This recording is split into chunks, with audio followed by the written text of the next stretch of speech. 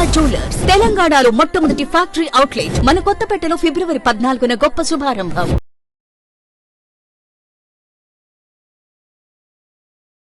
నమస్తే, welcome to Suman TV. నేను మీ యామిని. ప్రస్తుతం మనతో ఉన్నారు ప్రముఖ ఆధ్యాత్మికవేత్త, ప్రముఖ జ్యోతిష వాస్తు పండితులు సుభాష్ శర్మ గారు ఉన్నారు. వారితో మాట్లాడదాం. నమస్కారం గురుగారు. గురుగారు, ఇప్పుడు రథసప్తమి రోజు సూర్యభగవాని యొక్క పుట్టినరోజు కూడా అంటూ ఉంటారు కదండి. అసలు ఆ రోజు ఎలాంటి నియమాలు పాటించాలి, ఏ విధంగా ఆచరిస్తే మంచిదండి? ముందుగా ప్రేక్షకులందరికీ శ్రీమాత్రే నమః, శ్రీ గురుభ్యో నమః. నమో దేవ్యై మహాదేవ్యై శివాయై సతతం నమః. నమ ప్రకృత్యై భద్రాయై నిహతాం ప్రణతాస్మిత. రథసప్తమి అనేటటువంటిది లోకానికి వెలుగునిచ్చేటటువంటి మార్గకంగాను, అలాగే ఈ యావత్ భూమండలమంతా కూడా ఆరోగ్యంగా నడవాలన్నా, అలాగే పాడి పంటలు సమృద్ధిగా ఉండాలన్నా, అలాగే ఈ భూమి మీద ఉండేటటువంటి జీవరాశులందరికీ కూడా ఆధారం దొరకాలన్నా అది కేవలం సూర్యుడి ద్వారానే మనకు ప్రారంభమవుతూ ఉంటుంది. అయితే శాస్త్రం నందు ఏం చెప్పారు అంటే కనుక ఆరోగ్యం భాస్కరాదిత్యేత్ అనేటటువంటి విధానాన్ని చెప్పారు. అంటే మనిషి ఆరోగ్యంగా జీవించాలన్నా, మనిషి ఎప్పుడూ కూడా నిరంతరము ఆయుష్తో ఆరోగ్యంతో ఉండాలన్నా అది సూర్యుడి ద్వారా మనిషికి ఏర్పడేటటువంటి లక్షణంగా కూడా చెప్పారు. అందుకే ఎవరైనా సరే, ఏ కులస్థుడైనా సరే, ఉదయం లేచిన తర్వాత స్నానమైన తర్వాత మొట్టమొదటి కర్తవ్యం సూర్యుడికి అర్ఘ్యం వదలాలి.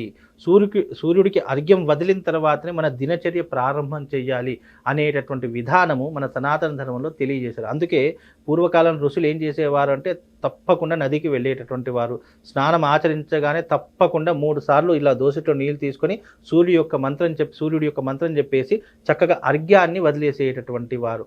అలా అర్ఘ్యాన్ని వదిలిన కారణం చేతనే ఋషులు 100 సంవత్సరాలు 200 సంవత్సరాలు ఆయుష్ని పెంచుకునేటటువంటి వాళ్ళు. అంటే ఇక్కడ కూడా ఎలా ఉంటుంది సూర్యుడి యొక్క అనుగ్రహం అని అంటే, సూర్యుడు ఉదయించేటప్పుడు మొట్టమొదటి కిరణాలు ఏవైతే మనకు ఒక 6 గడియలు అంటే 6 నిమిషాలు ఏవైతే ఉంటాయో అవి మనిషికి ఆయుష్ని కలిగించేటటువంటివి, మనిషిలో రోగ బాధలను తగ్గించేటటువంటివి అని చెప్పేటటువంటి వారు.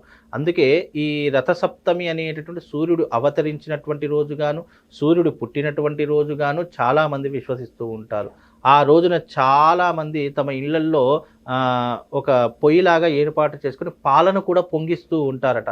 ఆ రోజున పాలు పొంగించడం ద్వారా ఇంట్లో ఐశ్వర్యము, ధనము, ఆరోగ్యము ఇవన్నీ కూడా సమృద్ధిగా ఉంటాయని చాలామంది విశ్వసిస్తూ ఉంటారట. అందుకే ఈ రథసప్తమి అనేటటువంటిది సూర్యుడికి అంకితం చేసినటువంటి రోజు. ఈ రథసప్తమి రోజునే చాలా ఆలయాలలో రథాలు బయలుదేరడం అనేటటువంటిది చేస్తూ ఉంటాము. అంటే ఆ రథాల మీద ఆ ఆలయంలో ఉన్నటువంటి ప్రధానమైనటువంటి మూల విగ్రహాలను తీసుకొని రథం మీద ఊరేగింపు చేస్తారు. ఎందుకు ఊరేగింపు చేస్తారంటే ఆ రోజున ఆ యొక్క కిరణాలు ఏవైతే ఉన్నాయో అవి శక్తివంతంగా, అంటే సూర్యుడి నుంచి వచ్చేటటువంటి కిరణాలు చాలా శక్తివంతంగా ఉంటూ ఉంటాయి. అలాగే ఈ రథసప్తమి రోజునే సూర్యుడు అనేక రకమైనటువంటి అగ్నిగోళాలను మండించే విధంగా తాపముతో కూడుకొని ఉంటాడు. అందుకే మనకు సమ్మర్ వచ్చేసింది, రథసప్తమి ప్రారంభం అయింది అంటే చాలు విపరీతమైనటువంటి ఎండలు, అంటే ఆ ఎండలకు మనిషి తట్టుకోలేడు. అంటే విపరీతమైనటువంటి తాపాన్ని పెంచుకునేటటువంటి గుణంగా కూడా ఆ రోజు నుండే ప్రారంభమవుతుంది. కనుక రథసప్తమి యొక్క విధానం ఏంటి అంటే ఆ రోజున సూర్యోపాసన చేసుకోవాలి, సూర్యుడికి ఆ రోజున అంకితం చేయాలి.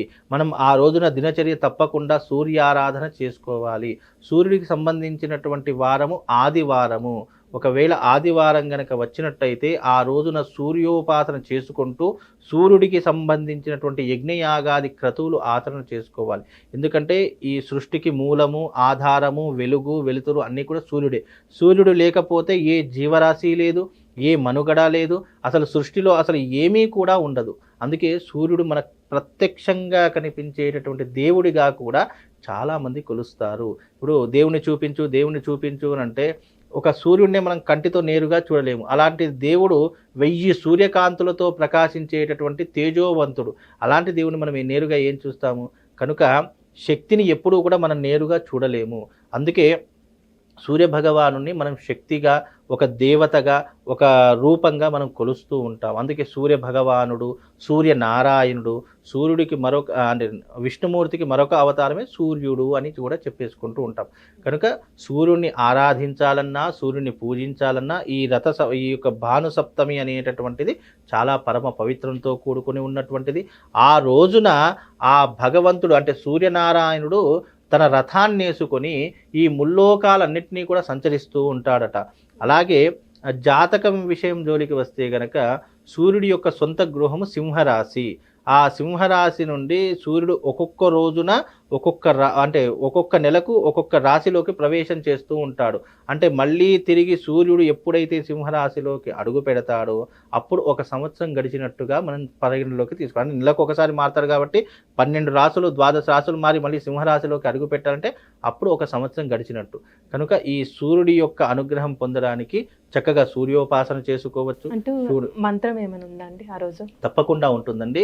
సూర్యుడికి సంబంధించినటువంటి మంత్రం ఏదైనా జపం చేసుకోవాలి అంటే గనక తప్పకుండా నేను ఆ మంత్రం చెప్తాను, మీకు వీలుంటే రాసుకోండి.